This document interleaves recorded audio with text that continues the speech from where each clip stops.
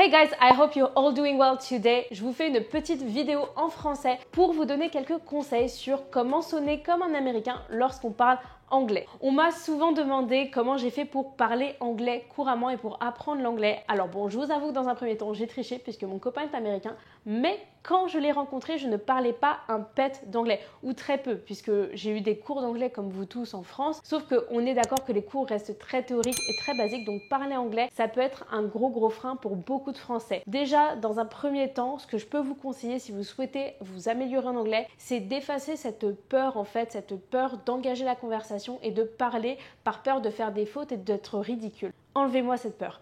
C'est pas grave si vous vous trompez, c'est pas grave si vous faites des fautes, au contraire, vous allez progresser. Deuxième chose, et je crois que c'est le meilleur conseil, peu importe la langue, partez dans un pays où ils parlent la langue en question, que ce soit l'Angleterre, l'Irlande, les États-Unis, etc., etc. Ça va vous aider en fait à vous imprégner de la culture, même juste quelques semaines ou quelques mois, mais vous imprégner de la culture, converser avec des personnes, etc.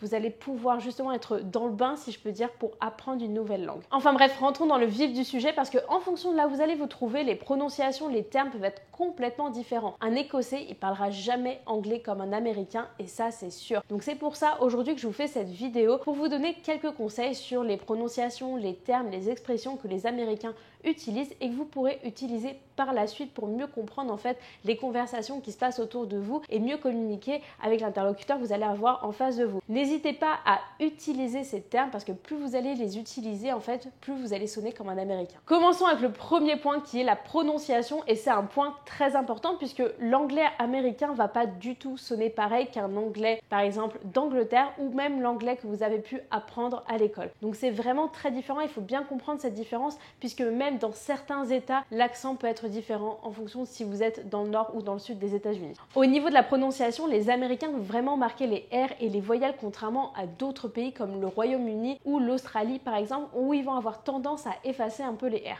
Je vous donne un parfait exemple, le mot carte. Le mot carte en anglais c'est card. Si vous le prononcez en anglais américain, ça va être card. Donc ça veut dire que le mot va être plus allongé comme vous pouvez l'entendre. Card et le R est vraiment roulé. Par contre, si vous le prononcez en anglais british, ça va devenir car. Donc le R, il est complètement avalé, complètement effacé. On ne va presque pas l'entendre. Cependant, en tant que français, notre R est très appuyé dans notre langue. Le RE est très compliqué aussi à prononcer pour nos amis anglophones parce que eux, leur R est assez, je vais pas parler d'un R roulé, mais c'est un R qui est un peu avalé, surtout aux États-Unis, qui est assez doux, le R. Et donc du coup, ça peut être compliqué pour nous. Je vous donne par exemple l'exemple. Vous avez le mot Denver. En français, on va dire Denver. En américain, vous allez plutôt dire Denver. Pour par exemple driving, en anglais américain, ça va être driving. Le mot rare, en anglais américain, ça va être rare. Donc vous voyez là vraiment la différence avec les R et il faut vraiment s'entraîner en fait à prononcer ce R en fonction du pays où vous êtes. Alors bien sûr, mon anglais n'est pas parfait. Je sais que j'ai un gros accent français pour le moment puisque je suis à moitié aux États-Unis, à moitié en France et en ce moment je suis beaucoup plus en France qu'aux États-Unis. Donc mon anglais est un petit peu parti. Vous en faites pas, je travaille mon accent, mais en tout cas tout ce que je vous dis dans cette vidéo, c'est réel. Autre point que j'ai pu remarquer en vivant aux États-Unis, c'est qu'ils ne prononcent pas les T. Par exemple, j'ai vécu à Atlanta. Moi, au début, je disais Atlanta, puisqu'il y avait des T dedans. Et quand je disais à quelqu'un « Yes, I'm living in Atlanta », les gens me regardaient et me disaient « Oh yeah, you mean you live in Atlanta ». Ils suppriment complètement les T dans certains mots. Et c'est quelque chose d'assez commun en fait avec les Américains de couper les mots et de ne pas prononcer la totalité des lettres dans les mots. Donc ne vous étonnez pas, mais par contre, il va falloir s'entraîner à faire ça si vous voulez sonner comme un Américain. Par exemple, le mot 20 devient 20. Ou le mot 40 comme I'm 40 years old devient I'm 40 years old.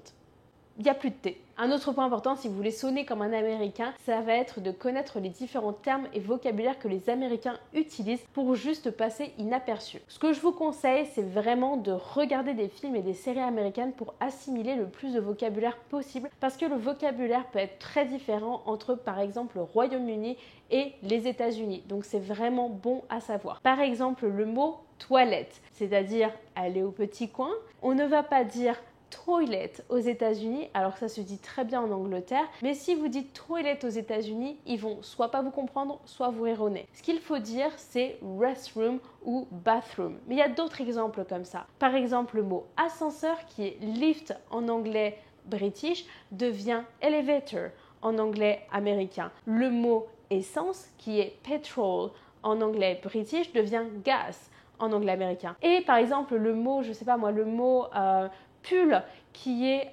jumper en anglais british devient sweater en anglais américain.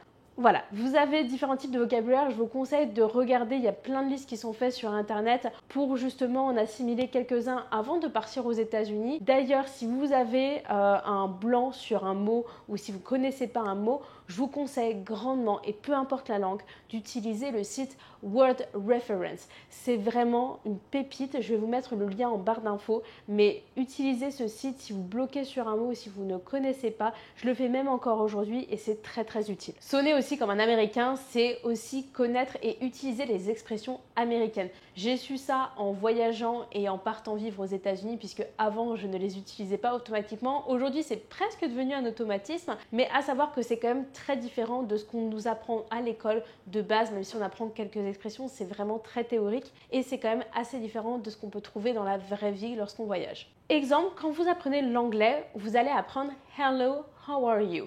Qui est correct bien sûr, mais aux États-Unis, on va pas vraiment le dire comme ça. Dans le sens où on va très peu dire hello, ça va être vraiment hi or hey dans la plupart du temps, et le how are you devient souvent how are you doing ou what's up. C'est vraiment des expressions qui sont utilisées très régulièrement. Quand vous allez aller au supermarché, par exemple, ils vont vous dire « Hey, how are you doing today ?» Ils ne vont pas vous dire « Hello, how are you ?» Donc, c'est bon à savoir lorsque vous voyagez aux États-Unis. Également, vous avez le mot « yes ». Bon, je pense que vous savez tous ce que « yes » veut dire. Aux États-Unis, on va très peu utiliser le « yes » tout seul. On va souvent dire par exemple yeah à la place de yes, mais aussi on va avoir différentes phrases pour dire yes. Le yes est souvent accompagné d'autres mots, par exemple yeah, sure ou yes I do, ou même être remplacé par la phrase of course. Les Américains ont beaucoup d'expressions et parfois ils l'utilisent un peu à toutes les sauces comme l'expression awesome. L'expression awesome de base, elle était utilisée en fait pour transmettre des émotions fortes, par exemple si vous étiez sous le choc, et à l'heure actuelle, on utilise awesome pour beaucoup de choses. On pourrait traduire ça par exemple par le fameux c'est cool ou c'est super. Exemple tout bête, si par exemple j'ai un ami qui vient d'acheter des baskets, il va me dire « Hey, I bought new sneakers » et je vais lui répondre « Oh, that's awesome » alors que c'est pas forcément quelque chose qui va transmettre beaucoup d'émotions. Vous avez aussi l'expression « like » qu'on peut clairement traduire par « genre ». Et faites pas genre, on a tous utilisé l'expression genre en France, genre j'ai loupé le bus, genre ma mère elle veut pas que je sorte, etc. etc. Mais like c'est pareil, ça va être un tic en fait de langage que les Américains vont utiliser pour beaucoup de choses et ils vont même l'utiliser sans s'en rendre compte. Par exemple, it is like a bread, oh she told me I can stay for like 5 minutes. Ce genre d'exemple parfait. Et si vous voulez sonner comme un Américain, vous pouvez utiliser like à toutes les sauces, ça marche. Une autre expression que j'adore et qui en plus de ça est utilisée beaucoup par mon copain, c'est l'expression dope. It's dope. Alors l'expression it's dope, on peut par exemple la traduire par genre c'est le feu ou c'est trop bien. C'est beaucoup utilisé dans les banlieues ou par les jeunes. Soit ils vont dire it's dope ou it's lit, mais c'est quelque chose qu'on peut clairement traduire par c'est le feu.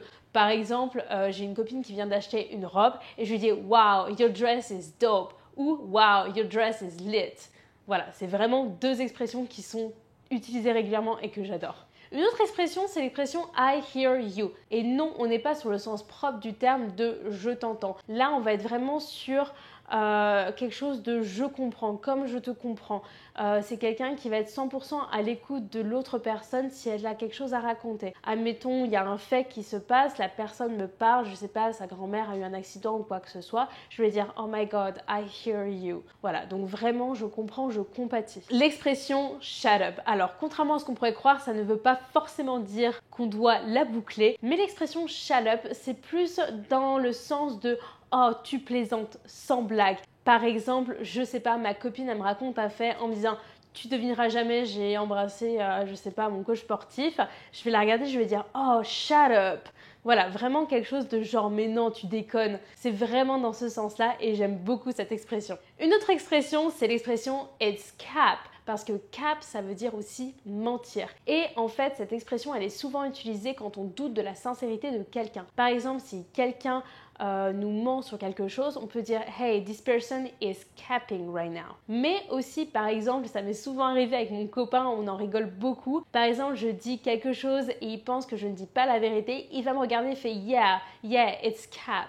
Voilà, donc ça c'est une expression qui veut dire en gros ouais vas-y tu mitonnes là, voilà, tu dis pas la vérité. On peut aussi l'utiliser et c'est souvent utilisé aux States avec l'emoji casquette en fait quand on discute par message. J'adore cette expression aussi, je trouve qu'elle est trop rigolote. Bon, comme vous l'aurez compris, l'anglais américain est quand même assez différent de ce que l'on a appris à l'école. Je suis désolée, je ne pouvais pas vous citer la totalité des expressions américaines que je connais parce que sinon la vidéo aurait duré 3 heures. En tout cas, dites-moi en commentaire si vous souhaitez une partie 2 parce que ça me ferait très plaisir de vous transmettre ces expressions et mes connaissances tout simplement. N'hésitez pas à liker et à partager cette vidéo pour juste en fait tout simplement faire grandir un petit peu ma chaîne. J'aimerais vraiment faire grandir la communauté. Je vous remercie infiniment d'être resté jusqu'au bout. N'oubliez pas de partager la vidéo avant de la quitter et je vous dis à la prochaine. Ciao!